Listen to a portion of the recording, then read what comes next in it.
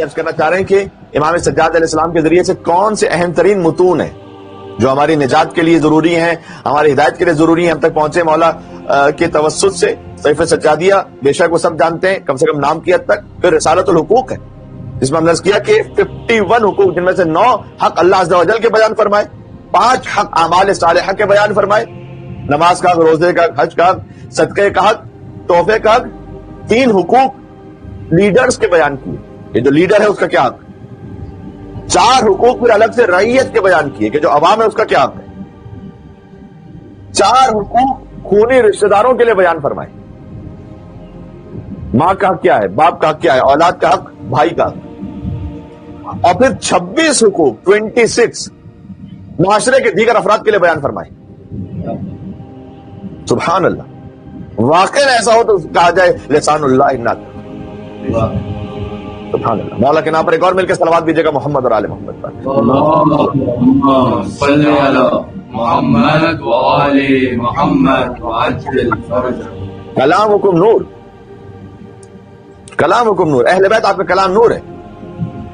وصیتکم التقوی وفعلکم الخیر وعادتکم الاحسان وصدیتکم الکرم، آپ کی وصیت میں ہے تقوی کرنا، آپ کی عادت میں احسان کرنا، آپ کی سرشت میں ہے کرم کرنا۔ 26 حقوق بیان فرمائے۔ اور یہ جو اہل بیت اطہار علیہ السلام نے احسان فرمائے، فقط یہ مادی احسانات نہیں ہے، یہ کتنا بڑا احسان ہے ان کا۔ مثلا پڑوسی کا حق بیان فرمایا امام نے۔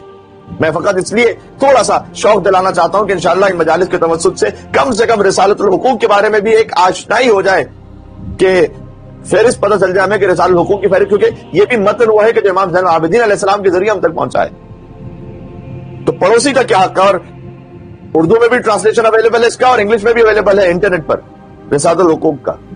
وہ بہت زیادہ طولانی بھی نہیں ہے، آپ اطمینان کے ساتھ اسے شاید ایک نشست میں بھی اگر بیٹھ کے اطمینان سے پڑھنا چاہیں تو پڑھ لیں گے۔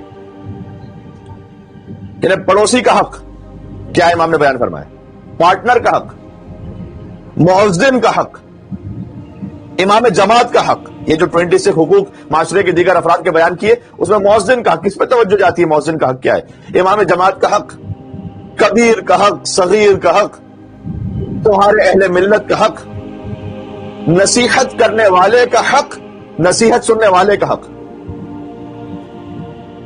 جس کا کوئی حق ہماری گردن پر رہ گیا ہے اس کا حق، تمہارا کوئی حق کسی کی گردن پر رہ گیا ہے اس کا حق،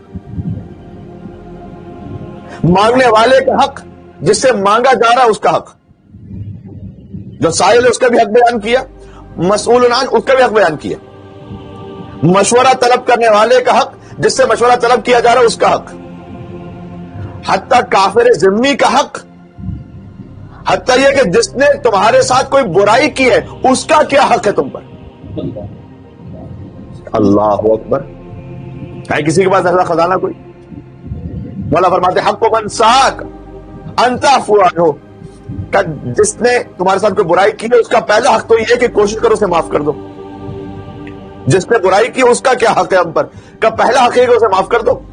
لیکن وَإِنْ عَلِمْتَ، اگر تم یہ جانتے ہو کہ ان العفو یضر، تمہیں پتا ہے کہ معاف کرنا تمہارے لیے معاشرے کے لیے مضر ہو جائے گا، اس کی خطا ایسی ہے کہ فقط تعلق انفرادی معاملے پر نہیں ہے، معاشرے کے لیے مضر ہوگا اسے معاف کرنا، تو پھر انتصرت، پھر اپنا دفاع کرو۔ کیا بیلنس اپروچ ہے؟